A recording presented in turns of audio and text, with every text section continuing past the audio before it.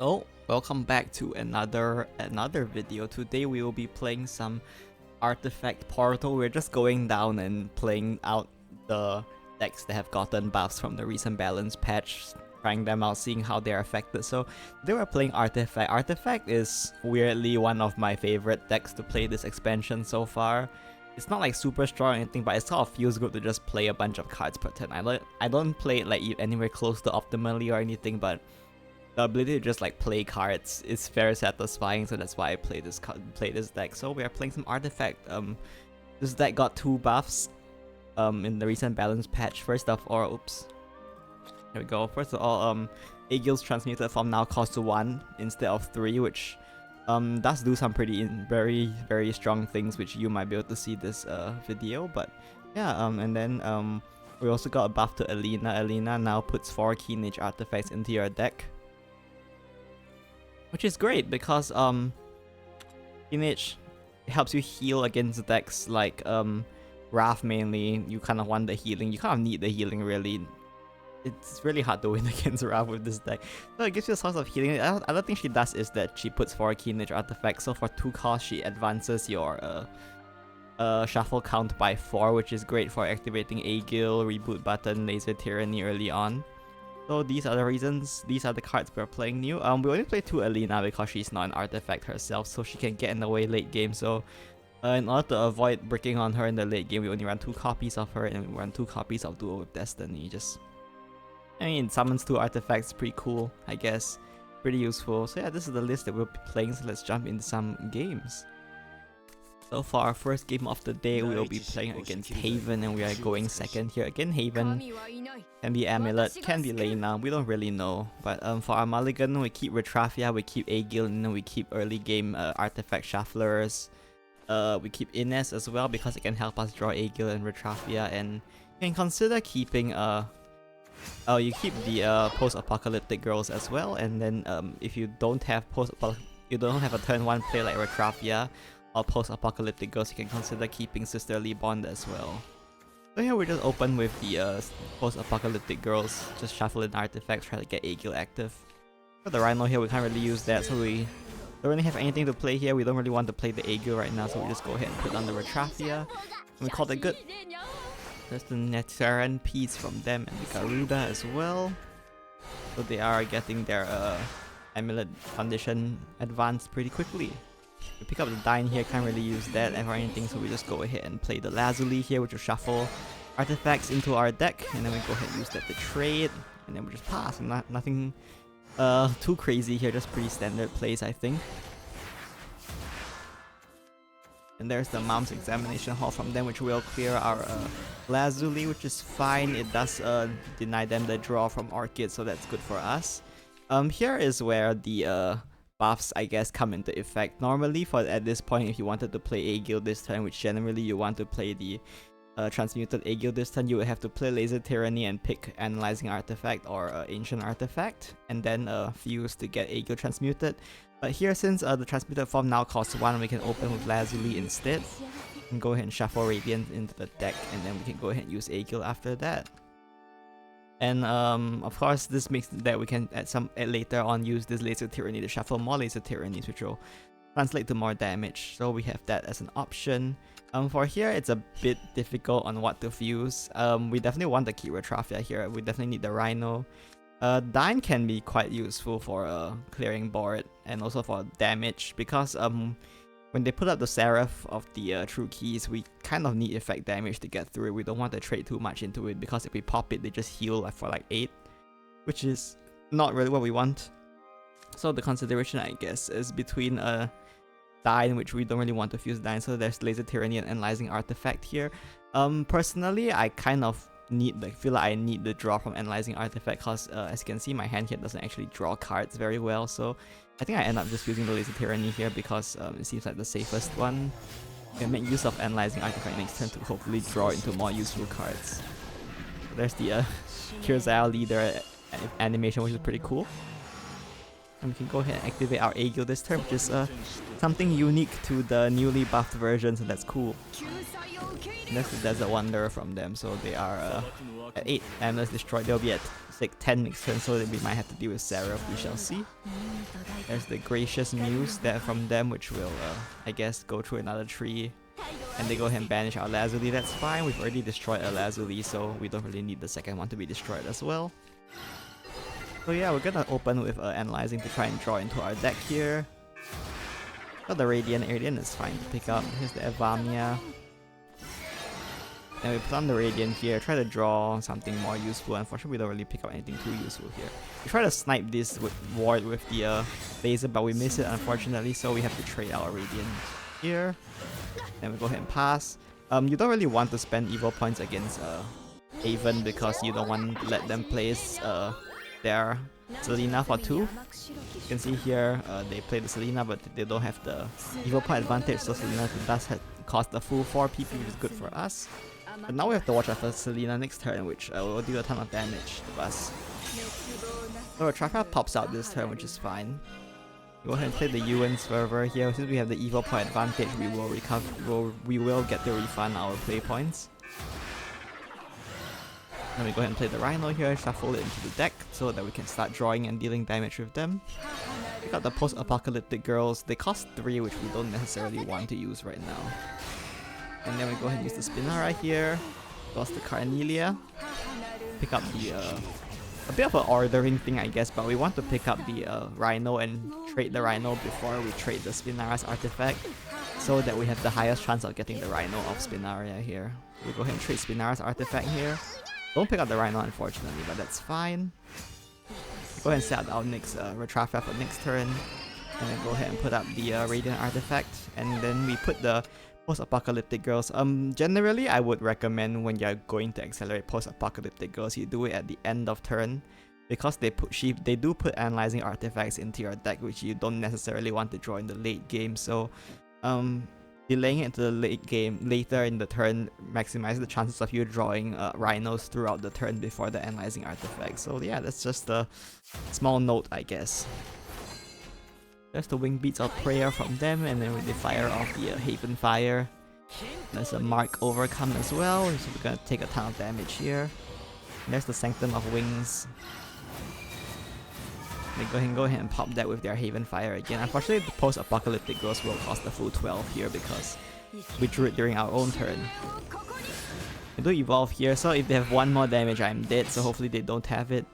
It's an Ethereal piece, which means they probably don't have the 1 more damage they need to kill me, so I managed to survive this turn, which is great. Unfortunately, they are pretty high health right now. The only way I could have killed them is if I top deck Rhino, played it, and then when I played the Rhino, Agyll drew me another Rhino, and that would have been lethal with Dyne, but unfortunately I didn't high roll, so we'll have to deal with it this way. So we go ahead and try to heal out as much as possible. We have a decent amount of draw of Carnelia in hand anyway.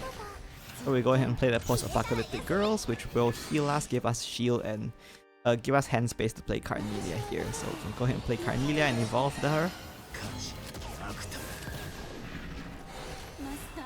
This will draw us the reboot button, which is great. We can use that to heal later, but we don't want to bury our board in reboot buttons right now, so we go ahead and play the Rhino first.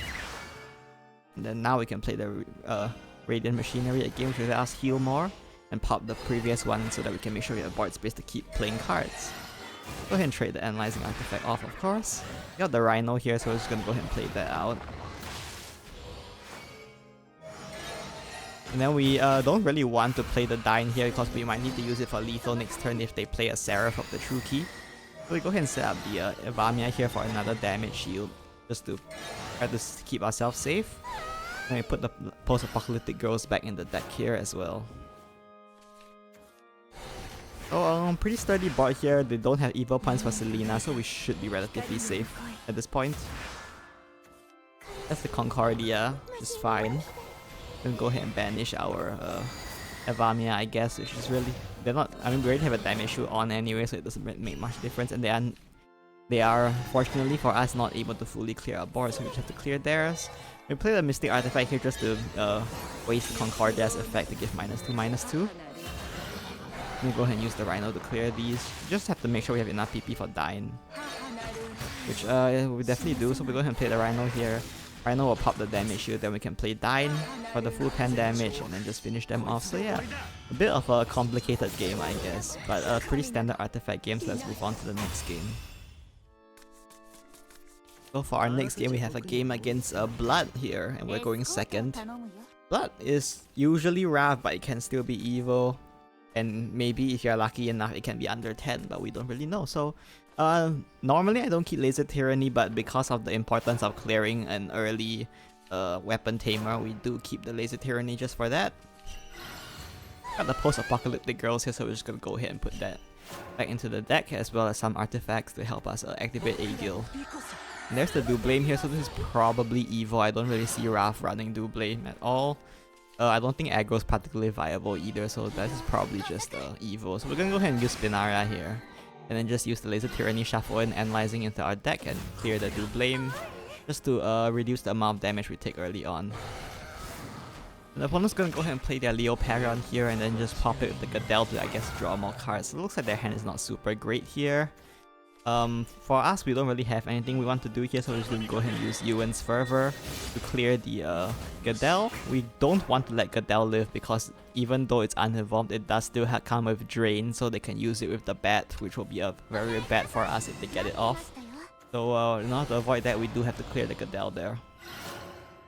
So they pass here, not able to clear our board, and once again, we are able to hit 6 artifacts this turn with Lazuli here. We can go ahead and fuse, go ahead and throw away the Lazuli. Retrafia is generally important against board-based decks like Evil. They make a lot of boards, so we do want to have Retrafia to answer it. Go ahead and evolve the... We trade the Spinara here instead of using the Agyll. We don't really need that 1 damage that badly. Evil has a decent amount of healing anyway. I think it's more important to get the artifact draw out of the Spinara, especially since we don't see the Rhino in our hand yet. So in order to make sure we get the guaranteed artifact search of Spinara's artifact there, we did trade it off ourselves. There's the Hypodermic Devil from them, which is fine, and a Blooming Dancer as well. We're gonna go ahead and trade into our board, that's fine. Hand's not looking super good, but I think it should be fine. We pick up the Reboot button, which is definitely a great thing to pick up here. Go ahead and use it to pick up the Steel Arm Congregation to draw artifacts into and hopefully try to find the Rhino. Go ahead and play the Analyzing. Agyll's standard form does have a fanfare to draw an artifact, so it can help you draw artifacts. So we do pick up the Rhino there, which is great. And go ahead and trade off the Analyzing to draw a card here. You can set out another Steel Arm, which will pop the first Steel Arm. You can draw into our deck with the Radiant here. We want to save the Evil Point. We know they run Asuka and Shiori, so we don't want to give them Evil Point advantage by evolving needlessly here. So that's the Assembly Droid Evil from them. And a Blooming Dancer as well. If you look at their evil count, they're well on their way. And there's the Gadel. It's going to draw them a ton of cards. Them a heal. And there's Metallic Bat into another Metallic Bat. So their evil count is definitely high enough that they can kill us next turn if we're not careful. So at 15 we are a bit at risk in terms of health range. Ideally we can try to pop out this Retrafia this turn. We really need wards in any case. We go ahead and slam on the Electric Rhino here. We pick out the Post-Apocalyptic Girls, which is definitely very nice pick up here against their damage. So now we try to just draw Rhinos and work onto our win condition. We pick up another Rhino here, we're gonna go ahead and play that. I would recommend you don't trade your Rhinos too early, like these big 4/2 ones, because it's kind of a waste of stats to destroy them. You kind of want to save them for, save the bodies for cards that actually come with last words, like Analyzing or like a Magical Rhino. So we go ahead and save these bodies so that we don't waste them. Here we are relatively high in PP left over, so we're gonna try to build a ward board. So we just try to summon a bunch of artifacts here. We have Evil Point advantage, so we're gonna refund PP, which is great. So we put out a bunch of wards, and then for good measure, we play the Post-Apocalyptic Girls, which will give us a damage shield as well, and then just ping a bit of damage here. Try and lower that health so we can kill them like in the next few turns, hopefully. Out comes the Ruler of Retribution. So we play the Hot Gossip, which will pop our damage shield here, but we should be relatively safe, I think. They don't have a guaranteed, or they don't have a lethal out from here, so we're still fine in that way. That's Leon and Alfie. We're gonna go ahead and use the Oceanus as well. And I guess they picked the Flowing Mercy, which will clear our post-apocalyptic girls, which is a bit of a shame. And then they go ahead and use Gadel, which will pop the Leon and Alfie, but it doesn't destroy them, so they just get a free evo there, which is fine. And now we have to contend with this board. The good thing though is they're out of evo points. Important to note that when Evil Blood is out of evo points, their damage is significantly lower because they don't have the ability to evolve Leon and Alfie or Rule of Retribution anymore, which is a big source of damage for them. Go ahead and play the Alina here. Here I make a misplay, which you will see in a moment here. If you look at Autoplane Onslaught, she will draw 2 artifacts if you are in Resonance. So I should be playing it first, but I traded the Rhino first, which is a misplay because now I'm not in Resonance anymore. So this Autoplane Onslaught will only draw me 1 artifact. The important part is just to banish the Leon and Alfie though, so we got that at least. We got the Key Niche here, so we're just gonna use it to heal. Set up the Retrafia for next turn and then put out a ward with Avamia. In addition to being a ward, if they pop her, we also get a damage shield, so we should be pretty sturdy against whatever they can try to do this turn. That's the Rule of Retribution from them. Again, they have no evo points, so this Rule of Retribution really isn't worth much of a threat. They go ahead and play Hypodermic Devil, which can evolve for free, so that's good for them, I guess. There's the Mono. And there's the Oceanus. Well, for working even double Mono wouldn't have killed us here, but it's fine. So we go ahead and pop our damage shield with the Assembly Droid and then hit us in the face. But at 10 health, they are very low, so we should be right here while finding a way to kill them. So we start with the Rhino, of course. And then we pick up the Dine, so we just go ahead and slam the Dine here for a nice 10 damage. So that's the end of this game. Let's move on to the next one. So we move on to our last game for today, and we are going second in the mirror. I feel like we're going second in all of these games. That's weird.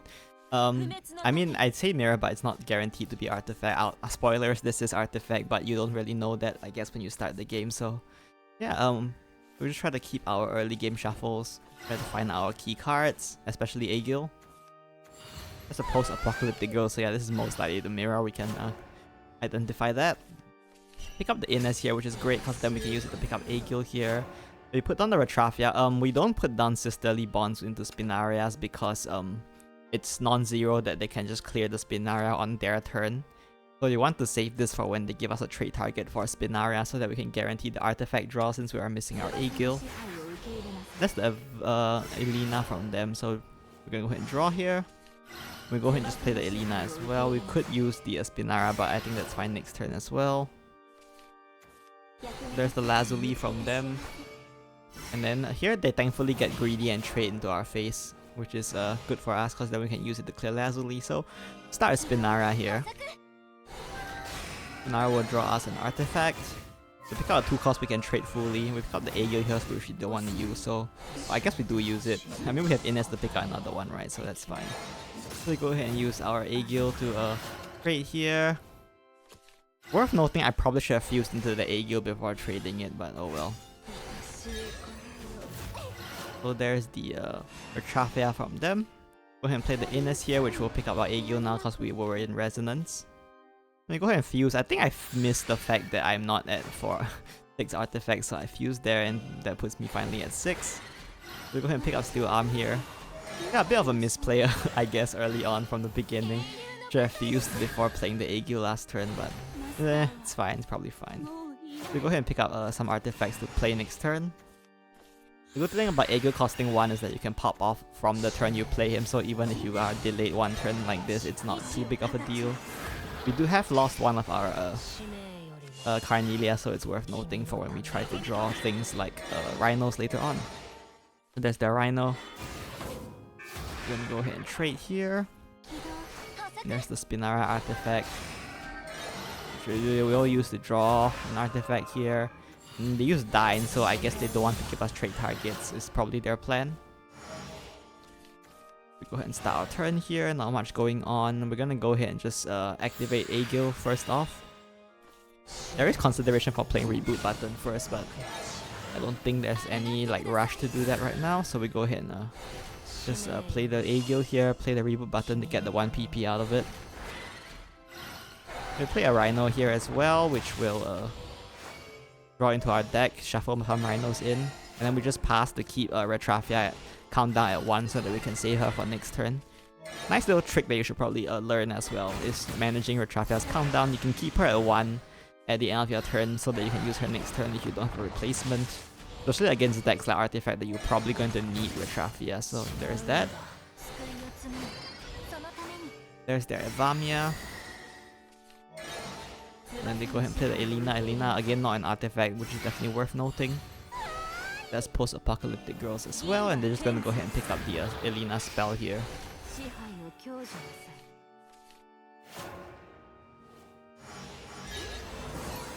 There's the Retrafia, and then we go get a bit of healing out of the Radiant Machinery, which is fine.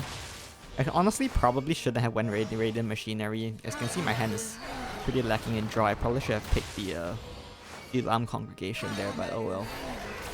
We can go ahead and start getting our Rhinos in rotation. Pick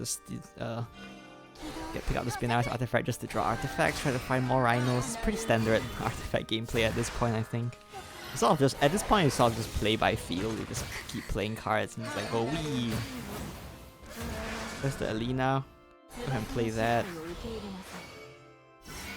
Go ahead and pick out her spell here while I have the room to...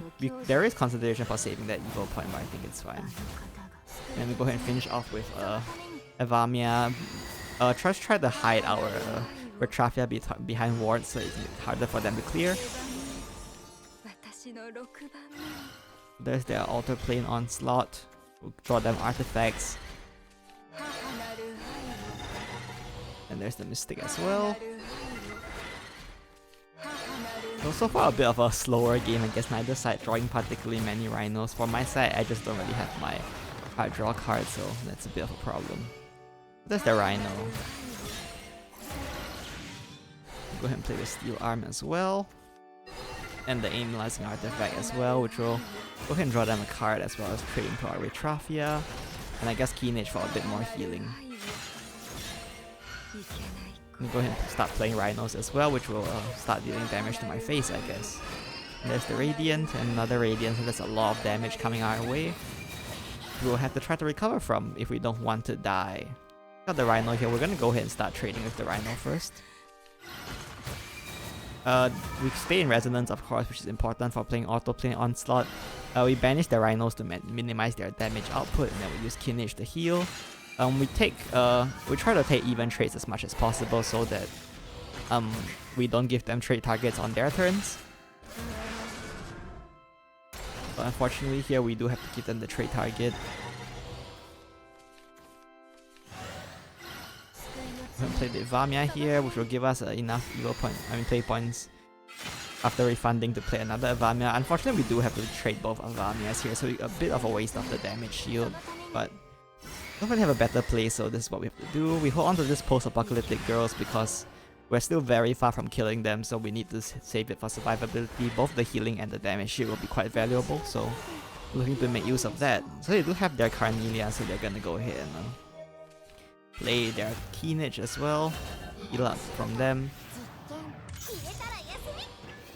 Pick out damage shield, and then the Carnelia probably going to draw them a Rhino here, so they are doing pretty good. Unfortunately, we don't have much card draw going on, so we are definitely quite far behind them in that regard.